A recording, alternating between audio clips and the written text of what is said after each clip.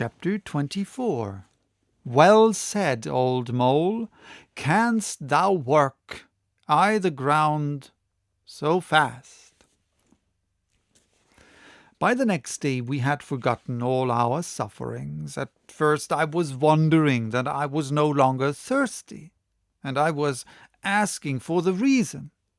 The answer came in the murmuring of the stream at my feet.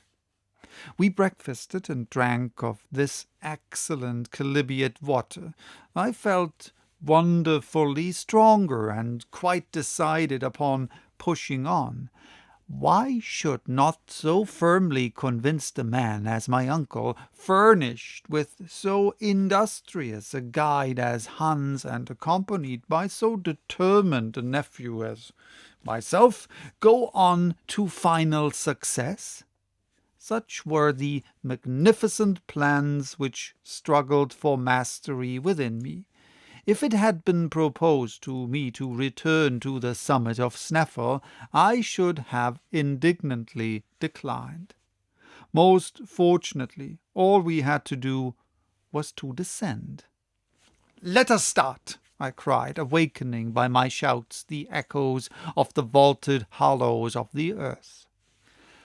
On Thursday at 8 a.m. we started afresh. The granite tunnel, winding from one side to side, earned us past unexpected turns, and seemed almost to form a labyrinth.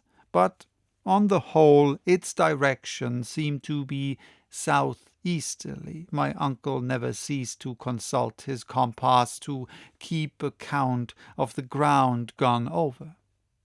The gallery dipped down a very little way from the horizontal, scarcely more than 2 inches in a fathom, and the stream ran gently, murmuring at our feet.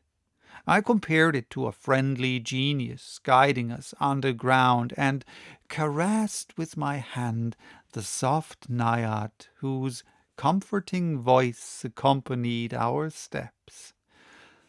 With my reviving spirits, these mythological notions seemed to come unbidden. As for my uncle, he was beginning to storm against the horizontal road. He loved nothing better than a vertical path, but this way seemed indefinitely prolonged, and instead of sliding along the hypotenuse as we were now doing, he would willingly have dropped down the terrestrial radius. But there was no help for it, and as long as we were approaching the centre at all, we felt that we must not complain. From time to time a steeper path appeared. Our naiad then began to tumble before us with a hoarser murmur, and we went down with her to a greater depth. On the whole, that day and the next, we made considerable way horizontally, very little vertically. On Friday evening, the 10th of July, according to our calculations, we were 30 leagues southeast of Reykjavik, and at a depth of 2 leagues and a half. At our feet there now opened a frightful abyss. My uncle, however, was not to be daunted, and he clapped his hands at the steepness of the descent. "This will take us a long way," he cried, and without much difficulty, for the projections of the rock form quite a staircase." The ropes were so fastened by Hans as to guard against accident, and the descent commenced. I can hardly call it perilous, for I was beginning to be familiar with this kind of exercise. This well or abyss was a narrow cleft in the mass of the granite, called by geologists a fault, and caused by the unequal cooling of the globe of the earth. If it had at one time been a passage for eruptive matter thrown out by Snæfell, I still could not understand why no trace was left of this passage. We kept going down a kind of winding staircase, which seemed almost to have been made by the hand of man.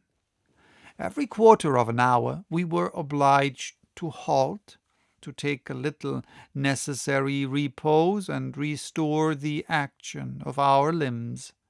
We then sat down upon a fragment of rock, and we talked as we ate and drank from the stream.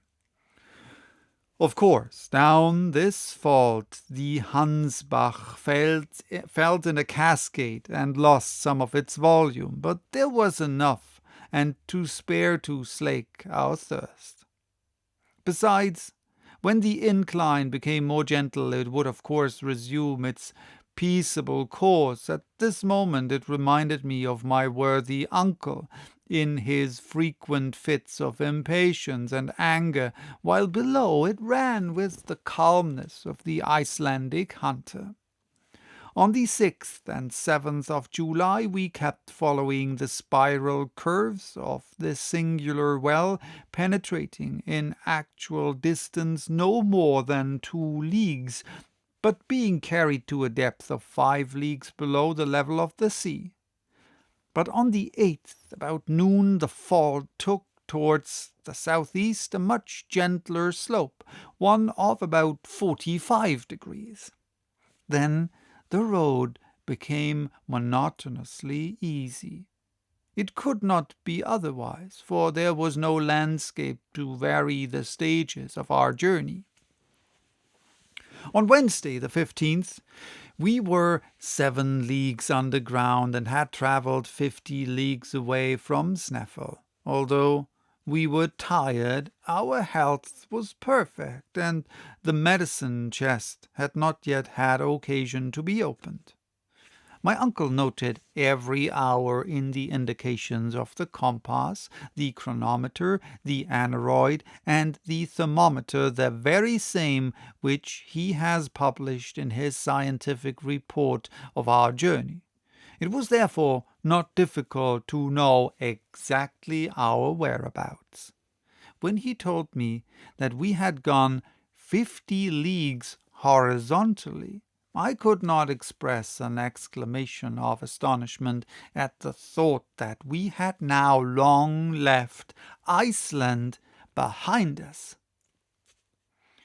"What is the matter?" he cried. I was reflecting that if your calculations are correct, we are no longer under Iceland. "Do you think so?" "I am not mistaken," I said, and examining the map, I added, "We have passed Cape Portland, and those 50 leagues bring us under the wide expanse of ocean." "Under the sea," my uncle repeated, rubbing his hands with delight. "Can it be?" I said. "Is the ocean spread above our heads?" "Of course, Axel. What can be more natural? At Newcastle, are there not coal mines extending far under the sea?" It was all very well for the professor to call this so simple, but I could not feel quite easy at the thought that the boundless ocean was rolling over my head. And yet it really mattered very little whether it was the plains and mountains that covered our heads or the Atlantic waves, as long as we were arched over by solid granite. And besides, I was getting used to this idea, for the tunnel, now running straight, now winding as capriciously in its inclines as in its turnings, but constantly preserving its southeasterly direction and always running deeper, was gradually carrying us to very great depths indeed.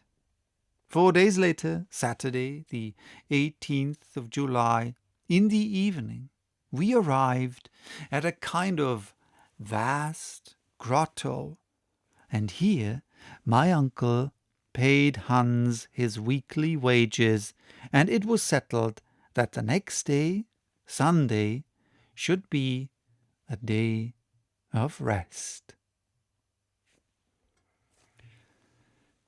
So that was chapter 24. Bye-bye. Till next time with chapter 25, titled De Profundis.